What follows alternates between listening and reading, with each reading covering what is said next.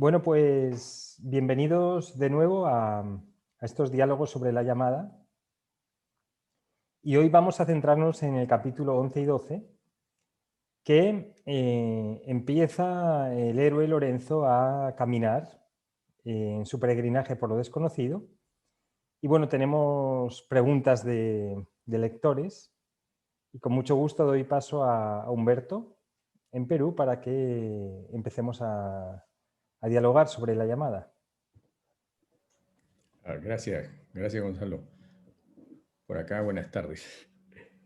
Sí, bueno, cada capítulo está lleno de sorpresas y de grata lectura, sobre todo de aprendizaje. Aquí tengo unas preguntas del capítulo 11, una, y el capítulo 12 de María, que me las ha encargado poder leértelas. Te las leo. El capítulo 11 pregunta a María: ¿cualquier persona puede recibir las señales y los mensajes de sus guías, o solo tiene una cierta conciencia espiritual? ¿De qué depende? En verdad son tres. En realidad cualquier persona recibe señales todo el tiempo.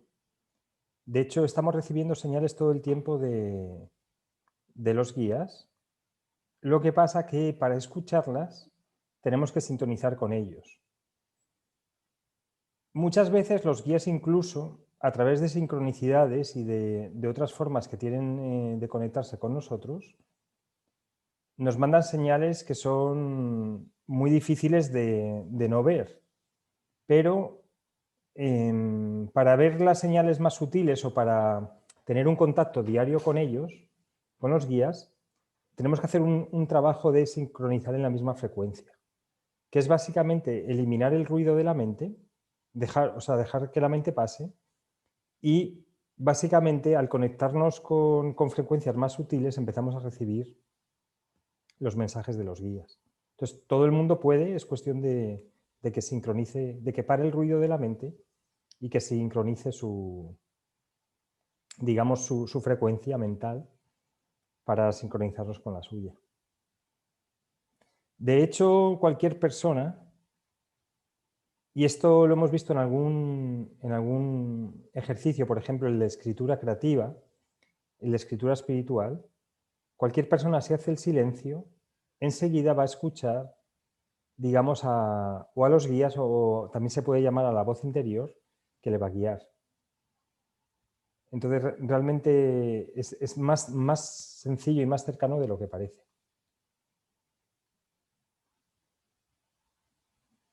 Sí, tienes mucha razón. Incluso uno de los pasajes de Lorenzo, en el que, a pesar del agotamiento y a pesar de los dolores del caminar, eh, escapando de su casa hacia su libertad, pues él se ofusca mucho, se confunde, le entra el miedo, el temor, la duda de seguir, y se cobija en una cueva. Y en esa cueva practica el silencio, ¿cierto? Y ahí es donde pues, él recapacita y se llena de fortaleza. Sí. Fíjate, acá en el capítulo 12 me pregunta: la energía negativa del padre de Lorenzo hace que su madre enferme. ¿Su conexión espiritual no pudo contrarrestar esto? Muy buena pregunta. Y supuestamente una persona que vibra en alta vibración eleva, digamos, la vibración de las personas que están alrededor. Entonces, suele haber en la familia siempre lo que se llama la oveja negra, que es una persona que fastidia a todo el mundo. ¿Qué ocurre?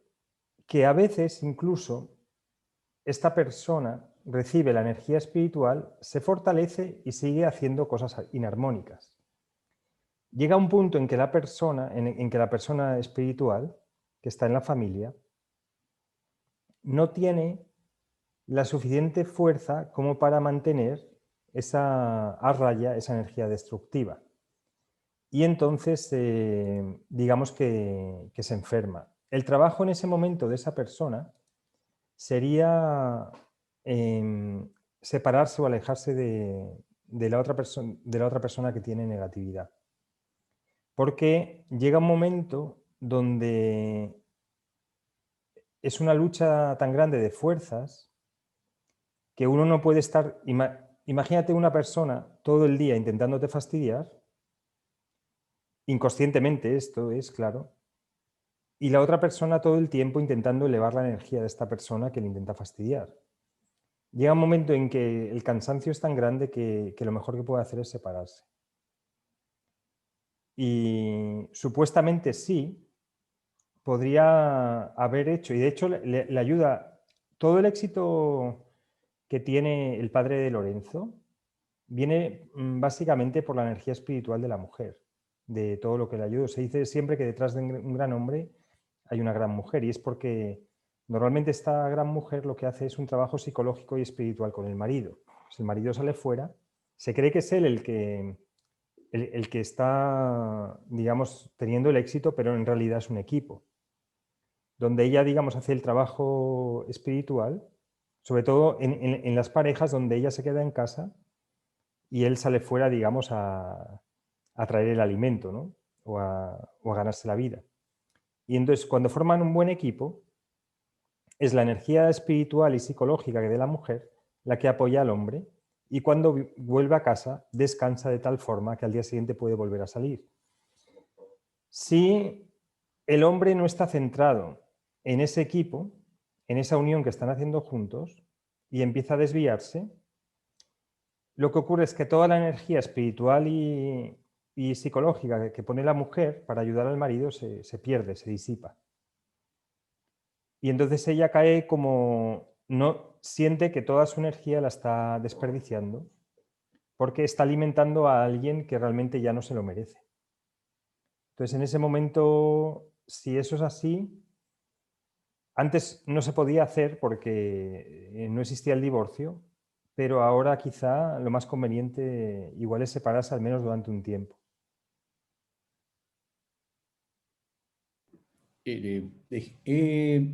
Sé y he leído algo sobre aquellos seres espirituales que voluntariamente o de manera muy sutil abandonan el cuerpo físico como una señal de que ya terminaron su misión o que pues es el momento de desencarnar.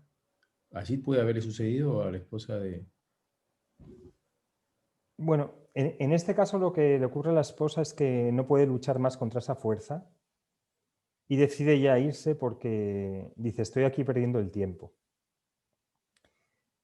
Suele ocurrir lo contrario, que seres espiritualmente bastante elevados bajan y se encarnan aquí para elevar el nivel de conciencia de la mayoría de la gente. Vienen como en una misión un tanto sacrificada y la mayor parte de las veces no reconocida, por lo menos en su época. Se suele reconocer siempre cuando la persona fallece. Y, por ejemplo, es el caso de Jesús, que vino, en su época le crucificaron, eh, y solamente fue reconocido pues, a partir de 70 o 80 años desde que murió. Entonces viene, hace una misión de una entrega al mundo, se eleva el nivel de conciencia del mundo gracias a la presencia de esta persona. Puede darse el caso también que diga, voy a tener una muerte que sea de una forma llamativa para que las personas despierten. Y eso también se puede dar. O puedo tener un proceso para irme que sea un milagro realmente, que las personas presencien un milagro y entonces les eleve el nivel de conciencia. Y eso también puede ocurrir. Así que hay muchas maneras de que las personas despierten. Puede ser bien con la reencarnación, bien básicamente en el proceso de irse. es muy frecuente que cuando una persona espiritual en una familia se va, la familia se desintegre, porque inconscientemente no se daban cuenta los miembros de la familia que esa persona era el nexo de unión. Y en muchos casos es la madre. Entonces, cuando la madre se va, que es la persona que digamos que genera el núcleo familiar, está, digamos, poniendo a raya a muchas fuerzas que quieren desintegrar ese núcleo familiar. Y muchas de esas fuerzas vienen del marido. Cuando la persona se va, todo ese núcleo se desintegra. Entonces, los miembros ya van, al principio van cada uno como pueden y luego bueno, pues empiezan a hacer su vida. Donde se ve el grado espiritual de una familia o de cada miembro de la familia es cuando están solos. Cuando están acompañados no se sabe bien quién está haciendo la labor. Es cuando una persona se marcha, cuando dice, bueno, ahí os quedáis, a ver qué hacéis, ¿no? Y esto ocurre mucho hay personas entre los estudiantes espirituales que se creen con un grado más elevado de espiritualidad del que tienen realmente, un grado de conciencia, y empiezan a luchar en una lucha loca contra el tutor. Y esto pasa bastante en los grupos, que la persona se está elevando gracias a la presencia del tutor, pero inconscientemente empieza como una lucha contra el tutor.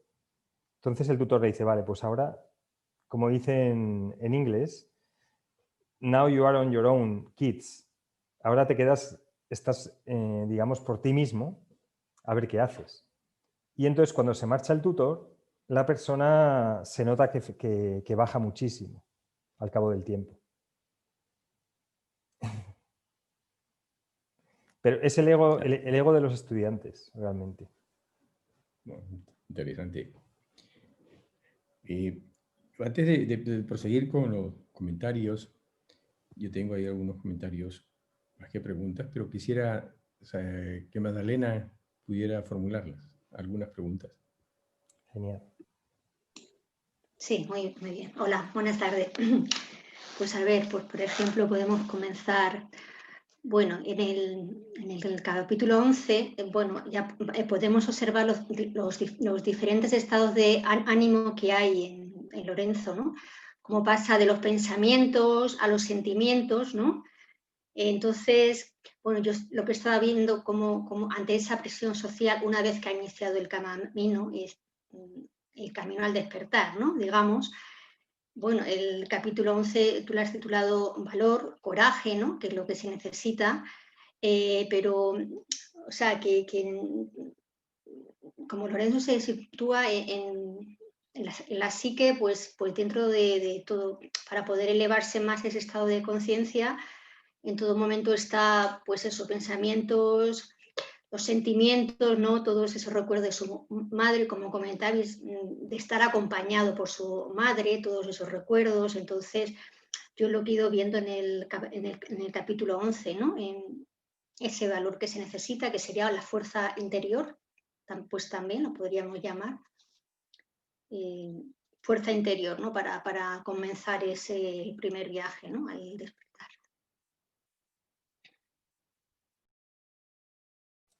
Pues efectivamente, porque el héroe hasta ese momento, digamos, está acompañado y protegido.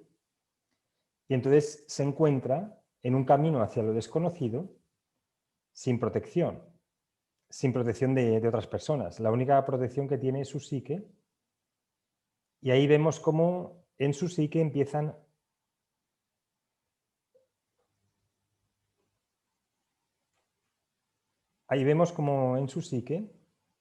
comienzan a ver un montón de cosas, como es la duda, el querer continuar, empiezan diferentes problemas y se encuentra solo ante lo desconocido. Y entonces empieza a tener un montón de recuerdos, empieza a tener dudas, quiere volver atrás, quiere continuar. Es decir, que realmente el héroe es cuando se puede empezar a ver cómo es, ver cómo está su psique, justo en el momento en el que inicia el viaje. Así que muy pertinente apreciación la que has hecho.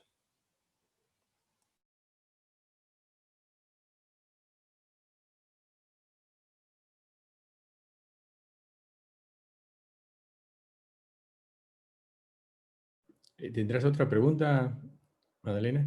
Adelante. Ya está, sí. Vale, sí. Quería comentar también, Gonzalo, que, bueno, que ya lo comentamos en el capítulo anterior, que tiene que ver con la propia realidad y afrontar la responsabilidad con uno mismo, ¿no? La individualidad, ¿no? en este camino, ¿no? Bueno, hay otra pregunta que quería hacer. ¿En qué lugar de la psique en el individuo que toma la decisión de iniciar el camino a la libertad, su situación cambia al limbo aciago, como nos hace, como comentas en este primer capítulo, ¿no? Que es donde llega también el padre de Lorenzo, ¿no? Que se queda como en los principios ahí ya extremos, ¿no? Los pensamientos, las acciones y los sentimientos ahí van de un extremo a otro, o los principios ahí ya están en el lado más negativo. ¿Cómo sería una persona que inicia ese camino al despertar? Y en el caso del padre de Lorenzo le pasa esto. Hay muchas personas así en general. Vamos a comenzar con el padre de Lorenzo porque es muy interesante. Lo que ocurre es que el programa del ego, digamos, toda la fantasía que se ha creado durante la vida, de repente no se cumple. ¿Vale? Entonces, toda su vida se ha estado basando en una fantasía, que era que quería ser uno de los alcaldes del concejo, que quería recibir al rey, que quería que su familia fuera la más reconocida de Teruel, que quería tener a un hijo monje, a otro hijo soldado, a una hija monja y a su hijo el continuador del negocio. Entonces, se basa toda su vida, sobre todo en la segunda parte, en cumplir con esa fantasía, que es todo una fantasía a nivel del ego. ¿Vale? Si no hubiera seguido con esa fantasía, probablemente incluso, si no se hubiera obcecado, incluso habría llegado. Pero se obcecó y empezó a forzar las cosas. Entonces, ¿qué ocurrió? Que se encontró con la resistencia y básicamente la vida le dijo, esto no te corresponde. Entonces, ¿qué empieza a ocurrir ahí? Que su programa del ego se empieza a desintegrar. Esa cohesión que tiene a nivel de pensamiento, sentimiento y acción, que iba encaminada hacia un objetivo, cuando el objetivo no se cumple, lo que ocurre es que la psique como que empieza a colapsar, porque están poniendo el pensamiento, el sentimiento en la acción en algo que no se va a producir.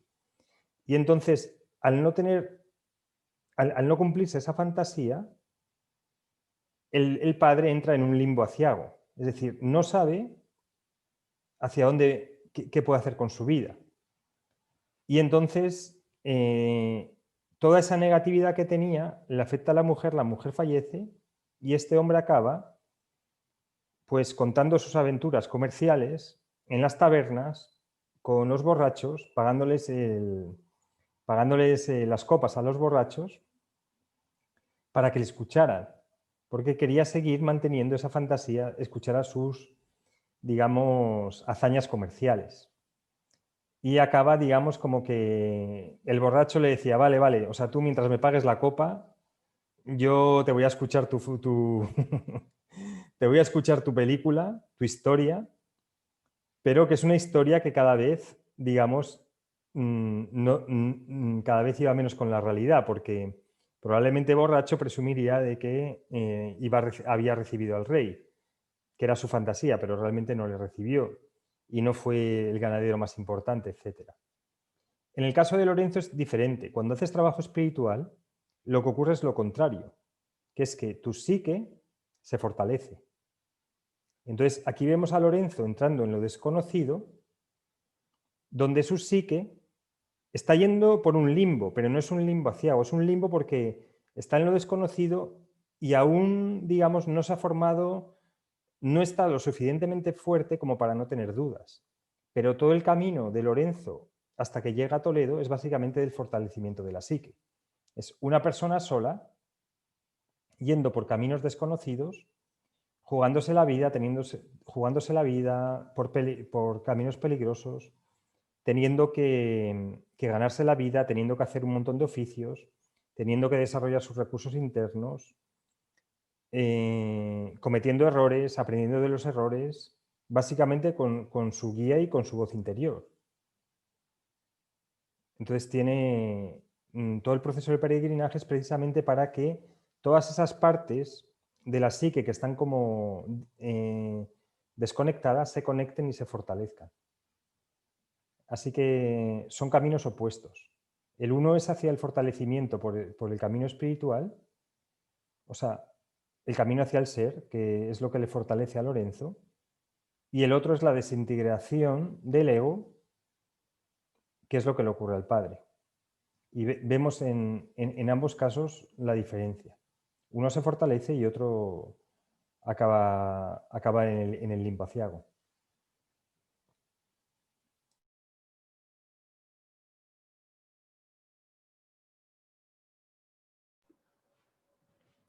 Ya. Mira, aquí en el capítulo, antes de hacerte una consulta, en la parte que tú detallas muy bien de la psique, entra pues los niveles de conciencia, ¿no? Y Lorenzo no he encontrado en las partes iniciales, por ejemplo, hasta el capítulo 12, como que él haya estado en la parte animal, ¿no?, del ser humano, sino que posteriormente, en la novela, baja a ese nivel como que necesitaba estar ahí para seguir ascendiendo, ¿es así? Sí, Lorenzo hasta el capítulo 12 es inocente. Y parte del camino del héroe es aprender sobre el mundo animal. Y bueno, tiene un encuentro primero con unos soldados que vienen de la batalla de Mallorca y bueno, ahí más o menos lo puede ver. Pero donde realmente empieza a ver cómo es el mundo animal es en Albarracín, es en los capítulos posteriores. Y los encuentros con el mundo animal que tienen en el capítulo 13, 14 y 15. Entonces, aprende del jefe, que es básicamente el mundo animal, que es cómo hacer transacciones, cómo ganar una fortuna rápida y luego cómo despilfarrarla. Aprende también de su propio error y luego se encuentra, digamos, a un toro y se encuentra a unos hombres que parecían más animales que hombres, que le dan una paliza posterior. Y luego al terrateniente loco más adelante. Entonces, básicamente es el héroe tiene que conocer cómo es el mundo animal, cómo son las fuerzas del mundo animal. El héroe, sobre todo, que va a vivir en la ciudad. Entonces, en el capítulo 13, en el siguiente, ya veremos cómo Lorenzo deja de ser inocente. Y parte de su proceso es dejar esa inocencia a cambio de experiencia y conocimiento para luego retomar la inocencia más adelante. Pero en ese contacto con el mundo animal, digamos como que tiene que aprender una lección de cómo funciona el mundo. Pero Así que entonces sí, efectivamente baja. no necesariamente es vertical, es un conocimiento en ese orden oscilante, pero ascendente. Sí, dicen que cuanto más subimos al cielo, más preparados estamos para enfrentarnos a nuestro infierno. Y ese es el camino oscilante que realmente hace Lorenzo en el peregrinaje, del capítulo 11 al 20, incluso casi hasta el 30. Entonces, sube, luego comete un error o baja, tiene un aprendizaje y vuelve a subir y así. O sea, es como en zigzag subiendo. No es un camino así, sino que va subiendo y bajando.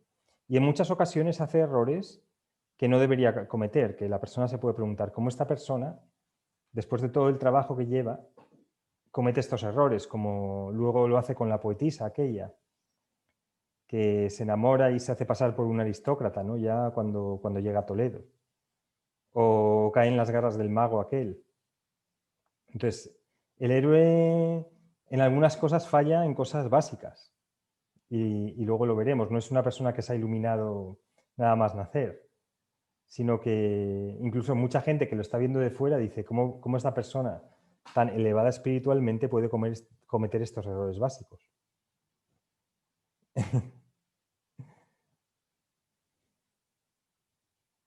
Hay una parte en el capítulo 12 de que hablas, Lorenzo, la soledad, el silencio, en fin, no, mencionas tú que los animales salvajes sienten respeto por aquellas personas que caminan en la senda de la libertad. Esto yo lo interpreto que te refieres a animales salvajes no físicamente, sino a aquellas personas que están en el mundo con intenciones de una manera metafórica. Sí, ¿O es posible que lo perciban los animales? Ambas. El mundo animal no es corrupción, también es nobleza, ¿vale? Entonces, dentro del mundo animal hay una parte que es esa nobleza donde se respetan una serie de normas y de reglas. Entonces, hay un autor que se llama David Hawkins que tenía mucho miedo a los animales, bueno, lo trabajó y se encontró con una serpiente delante de él. Y él pensó, como sienta la más mínima pizca de miedo, esta serpiente me va a atacar y me va a matar. Con lo cual entró, digamos, en un estado de conciencia muy elevado, donde sintió amor incondicional por la serpiente y esta se fue. Porque las serpientes respetan a la vida. O sea, los animales respetan a la vida. El miedo no es parte de la vida. Entonces digamos que los animales penalizan el miedo. Entonces, cuando nos encontremos con un animal fiero, la mejor estrategia que podemos hacer es estar tranquilos y serenos porque no nos van a atacar. Cuando nos van a atacar es cuando empezamos a huir o cuando tenemos miedo. Entonces, tienen que darse cuenta que estamos en dominio de la situación. Esto es tanto a nivel físico con los animales físicos como a las personas del mundo animal que intentan a lo mejor en un momento dado aprovecharse de nosotros. Si nosotros estamos en nuestro sitio centrado, con digamos, con el poder interno, la fuerza interna, en lugar de ejercer el poder externo, este mundo animal nos va a respetar.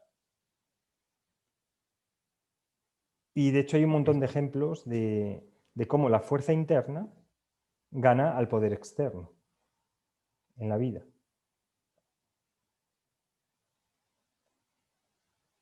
Es como un código. Es un código, efectivamente es un código. Entonces, cuando uno está firme en sus convicciones, las personas incluso que quieren venir a fastidiarte ni siquiera se atreven. Porque cuando tú estás firme, haces de espejo.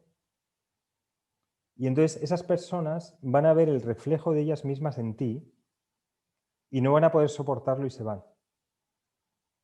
Por eso la mayor parte de personas espirituales están protegidas. Hay historias de santos que se han metido en guerras donde hay un montón de balas y a ellos nunca les tocaban las balas. Digamos como que están protegidos por su poder interior y también por los guías, etc. Entonces, muy interesante esto del capítulo.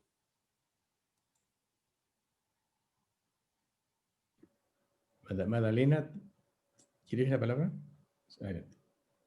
Sí, que no ha alzado la mano. Sí, pues mira, el capítulo 11, bueno, comenzar por varias cosas. Primero por el encuentro en el camino que hace Lorenzo de la Menorat, que bueno, tienen que haber dejado los caballeros en su camino, ¿no? Y luego también Lorenzo pregunta por la creación, ¿no? ¿Cuántos mundos hay o estados? El mundo de la creación que nos enseña. Realmente estos días posteriores, los vídeos que realizas a través de YouTube, digo, justamente creo que tenía relación con esto, el mundo de la luz espiritual, el psicológico, el físico. La verdad que ha venido muy bien porque digo, pues sí. Y luego en el capítulo 12 pues también sale, dice, tras mucho cavilar, con gran alivio para su espíritu. Cuando Lorenzo toma la decisión de tomar un camino u otro después de mucho cavilar, ¿no? Entonces vuelve a aparecer el espíritu ahí, ¿no? En este caso es el vehículo del espíritu, pero para que haya presencia del espíritu de Lorenzo, en este caso, en la psique también ha recorrido otros vehículos antes, o como decía Humberto también, es verdad que vamos subiendo, vamos bajando, ¿no? O depende de las situaciones, ¿no? Cómo se manifiesta en la psique o en el cuerpo estos mundos o estos vehículos, o depende de las situaciones. Eso es.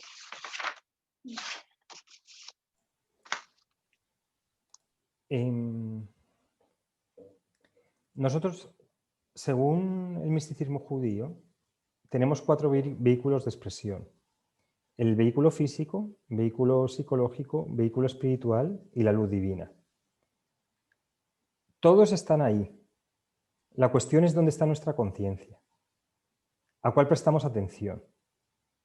Entonces, no es que bajemos y subamos, o sea, no es que ahora creamos un vehículo u otro. Lo que baja y sube es nuestra atención, nuestra estado de conciencia.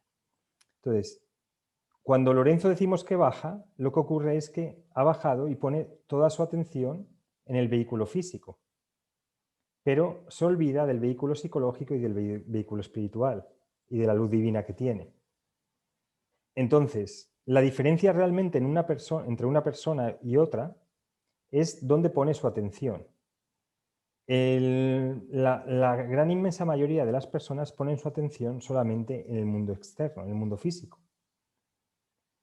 Y justo lo que hacemos nosotros en el trabajo espiritual es empezar a poner la atención, digamos, en el mundo psicológico primero, para conocer las fuerzas y patrones psicológicas que tenemos.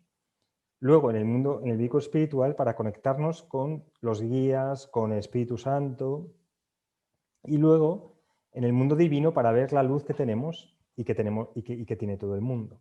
Entonces, una persona iluminada es una persona que tiene el estado de conciencia, su atención puesta siempre en el vehículo de la luz, en el vehículo divino, en la chispa divina que tiene. Entonces, una persona iluminada que esté en las 24 horas, lo único que ve es luz en todos lados. Ve luz en la persona, ve luz en ella misma, ve luz en los demás, ve luz en la naturaleza, todo es luz para ella. Por lo tanto, no hace juicios porque está todo el tiempo conectado con esa luz. Y entonces el trabajo espiritual consiste en básicamente ir cada vez teniendo más tiempo de nuestra vida en ese espacio. Cuando lo que hablamos de la caída es la caída en la atención, donde prestamos la atención.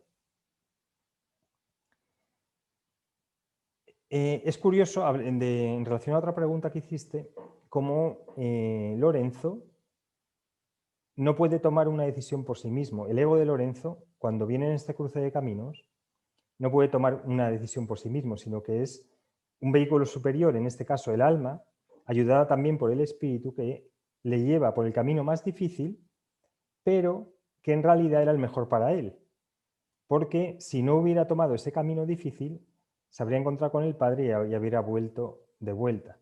Entonces, muchas veces lo que para el ego es el camino difícil, para el alma es el camino exacto que tiene que tomar.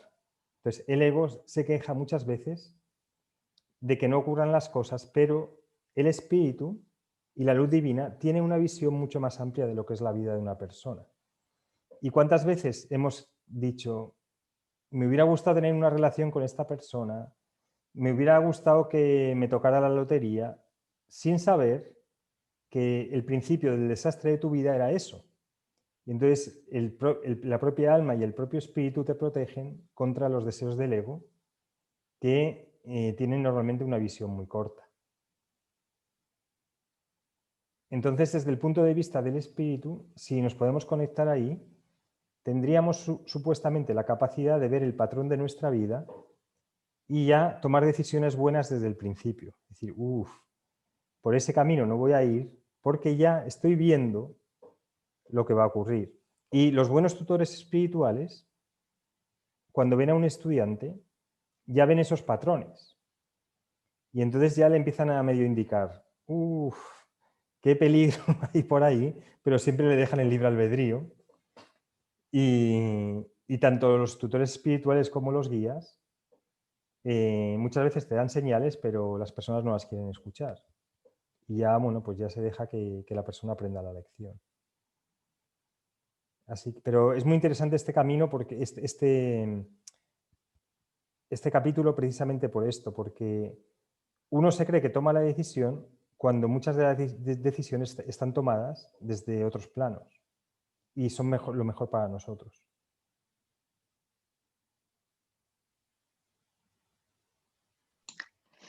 Entonces, Gonzalo, Lorenzo, yo creo que se sitúa desde Tíferez en el lugar de la verdad, de la belleza y la bondad, entonces con confianza, ¿no? En el caso este, cuando da un paso hacia adelante en el camino del despertar, cuando es en el capítulo 12, ¿no? Cuando ya decide, cuando no tiene ninguna duda para escoger por el camino que va a ir, ¿no? Por el de la derecha, pues voy por aquí, ¿no?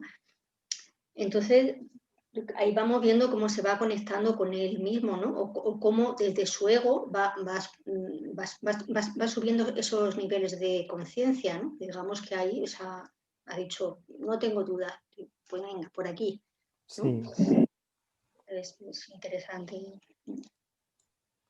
O sea, vemos cómo la psique de Lorenzo va fluctuando, porque es un héroe, digamos, que está iniciando el camino. Entonces, hasta que su psique esté fija, pues vemos todos estos capítulos, incluso hasta el 30, son la fluctuación de, digamos, dónde pone Lorenzo la conciencia. Si la pusiera en el mundo del espíritu, no tendría ninguna duda, porque vería ya todo su camino hasta el final. Pero vemos cómo de repente empieza a bajar y entonces el ego le domina, luego sube, como dices tú, a Tiferet, entonces tiene fe, tiene belleza, tiene verdad, ahí se conecta con los guías que le ayudan y le sanan por la noche, luego vuelve a tener luego se pierde, entonces maldice su suerte cuando en realidad lo que estaba ocurriendo era que estaba teniendo suerte. Entonces el ego maldice su suerte y el alma dice, cállate, porque si no fuera por esto, ahora ya estarías de vuelta. Así que vemos cómo está fluctuando entre el ego, el ser, el espíritu, o sea, el ego, el alma, el espíritu. Y entonces estos capítulos son básicamente de fluctuación porque no está fijado correctamente. Y es normal sobre todo cuando es una persona que está iniciando este camino. ¿Cómo saber dónde estamos? Pues muy sencillo. Cuando tenemos angustia, cuando tenemos miedo, cuando tenemos dudas, estamos ahí en el ego. Cuando tenemos fe, cuando tenemos confianza, cuando tenemos alegría, estamos en el ser. Cuando tenemos quejas, abajo. Cuando tenemos esperanza, arriba.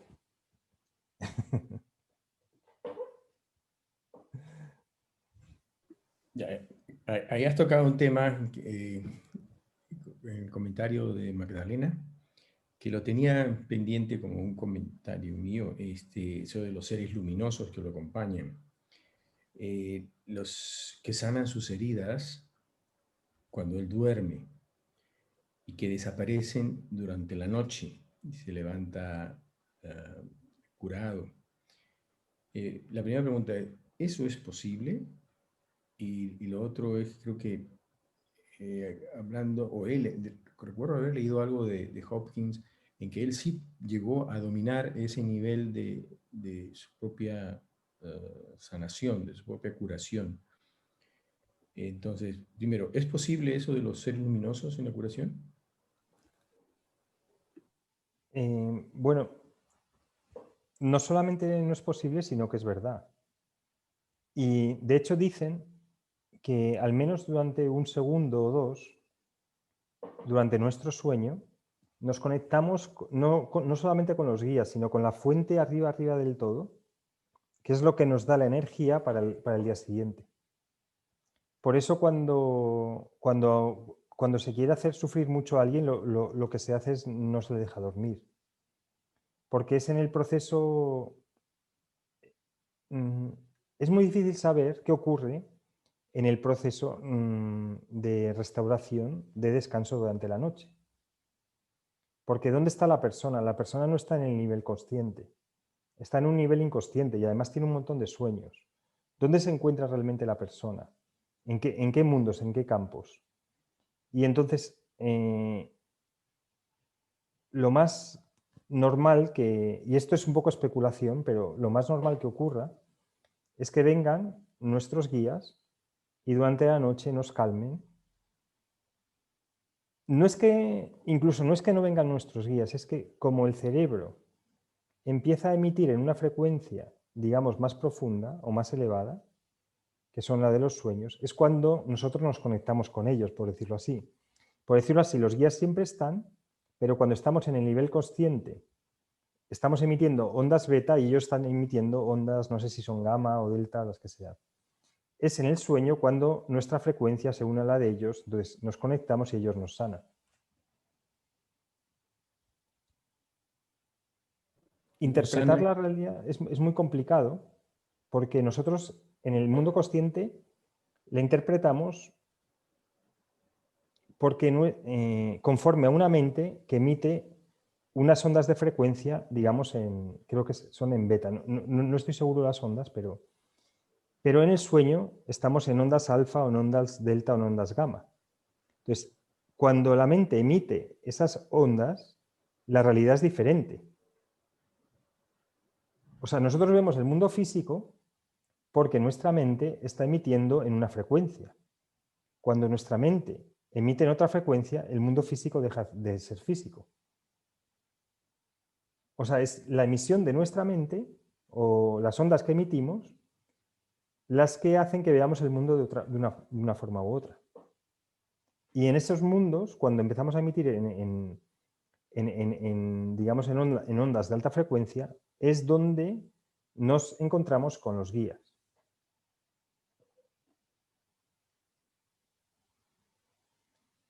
Lo que hacen las drogas, por ejemplo, el LSD y demás, es que cambian la frecuencia de emisión de la mente. Entonces, las personas que han tomado esas drogas dicen que ven el mundo con una luminosidad y unos colores muy diferentes a como los vemos ahora.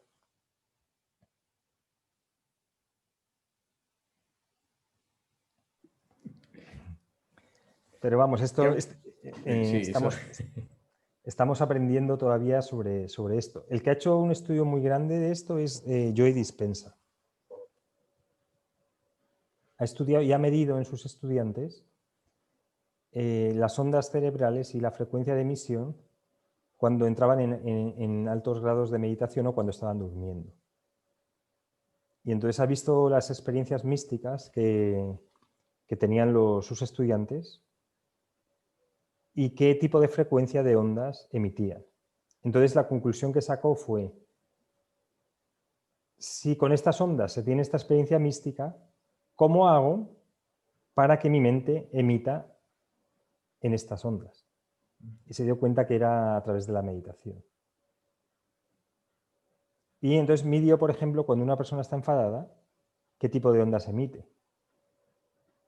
Cuando una persona está triste, qué tipo de ondas emite. Y entonces se dio cuenta que emitiendo en esas ondas somos más materia que energía. Y cuando emitimos en ondas ligadas al amor, ligadas al amor incondicional, somos más energía que materia.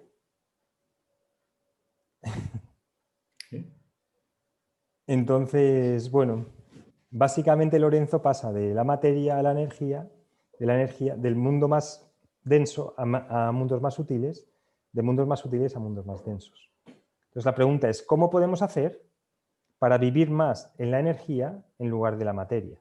Y eso es lo que los místicos han querido hacer durante toda la historia. Lo que pasa es que ahora científicamente se puede ver, Magdalena. Sí, escuchándote ahora mismo, claro, tenía la pregunta para retomar el tema de la respiración y cómo la utiliza Lorenzo para apaciguar esos estados de ánimo, que es lo que tú estabas diciendo quizás. Entonces, claro, ¿cómo se conecta con la respiración profunda, ¿no? Que realmente también es con mucha práctica, porque Lorenzo sí que consigue realmente profundizar, ¿no? Para llegar a esos estados, ¿no? Que yo entiendo que, bueno, es lo que hoy en día también es el mindfulness y una parte, pero bueno, para llegar a ese estado tan profundo con el que Lorenzo se conecta, se necesita mucha práctica o realmente con el silencio también o estando en el presente, bueno, o es un conjunto de todo, ¿no? Porque muchas veces sí practicamos meditación, ¿no? Pero yo realmente en este capítulo, cómo se conecta Lorenzo realmente en esa respiración profunda, bueno, pues está muy bien, ¿no? Llegar a esos otros niveles, ¿no? Ahí pasa de la materia a la energía, aquí Lorenzo, ¿no? Pues eso es lo que a veces nosotros también queremos en algún momento, ir transitando, ¿eh? Ir transitando. No sé, me ha parecido, pues nada, era un comentario. Ya. Sí, en realidad todos los ejercicios espirituales son precisamente para eso. ¿En qué frecuencia está el silencio? En la frecuencia más elevada. Pues cuando te conectas con el silencio, dejas de ser, digamos, dejas de ser materia y dejas de ser materia, dejas de ser energía y eres todo en potencia. O sea, incluso has traspasado, digamos, la velocidad de la luz, por decirlo así. Entonces, entonces, los ejercicios de respiración lo que hacen es, nos conectan con otra realidad. Entonces, calman nuestra mente y nos permiten entrar en otro estado. Entonces, lo más importante es darse cuenta que cuando estamos enfadados o cuando las cosas, o cuando estamos deprimidos, la mente es la que está emitiendo esas ondas. Es decir, no es del cuerpo a la psique. Es decir, no es me pasa esto y por lo tanto emito estas ondas. Es al contrario, es como estoy emitiendo estas ondas, este tipo de ondas de baja frecuencia, me está pasando esto. Que es un cambio radical en cómo uno vive la vida.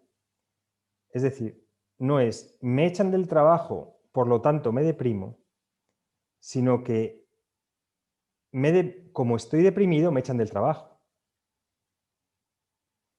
Es de la mente al físico, no del físico a la mente. Que es justo lo contrario. Como estoy bien, voy a traer una pareja que se va a enamorar de mí. No es como alguien se ha enamorado de mí, estoy bien. Es lo contrario. Entonces ahí es donde hay que hacer el trabajo. Para conseguir cambiar el mundo físico o nuestra realidad, lo primero que tenemos que hacer es cambiar la frecuencia en la que la mente emite las 24 horas. Y esto que parece simple es un descubrimiento importantísimo. Porque no voy a trabajar una persona que es negativa, por mucho que trabaje en el mundo físico, siempre le van a pasar cosas difíciles, siempre le va a tener muy difícil todo, porque su propia frecuencia de onda va a traer dificultades en su vida. Entonces, lo primero que tiene que hacer una persona pesimista es ser optimista para que le cambien las cosas, porque si sigue siendo pesimista, lo que va a hacer es que va a crear unas circunstancias que que le van a hacer ver que el mundo es pesimista. Entonces esto es algo fundamental darse cuenta, que es, si eres capaz de observar tu mente y ver en qué frecuencia vibra las 24 horas, vas a saber perfectamente por qué te pasan las cosas. Humberto. Ya, gracias. Mira, en la parte final del capítulo 12, ahí como que Diego ya pues está solo, arruinado, está meditabundo, y él recapacita y pide perdón de haber desperdiciado los dones, sus talentos, y a esas alturas de la vida, el pedir perdón, ¿lo puede ayudar a Diego? Sí, pero en el libro ni siquiera pide perdón, ¿eh? Me parece que así es como lo escribí, porque estaba tan ofuscado en su fantasía que ni siquiera se dio cuenta de que había desperdiciado, o sea, ni siquiera fue capaz de pedir perdón. No obstante, y esto por ejemplo se ve muy bien en el cristianismo, en el sacramento de la confesión, que es, lo importante es pedir perdón, no cuándo. Porque al pedir perdón, lo que cambia es la frecuencia de la mente, lo que hemos visto. Cuando pides perdón te haces humilde y reconoces que te has equivocado. Entonces, en el momento en que pides perdón, estás perdonado por la vida. Sí, tienes razón, no pide Sí, perdón. sí. No pide perdón porque estaba tan ofuscado en su propia fantasía que ni siquiera se atrevió a ver todos los talentos que había desperdiciado.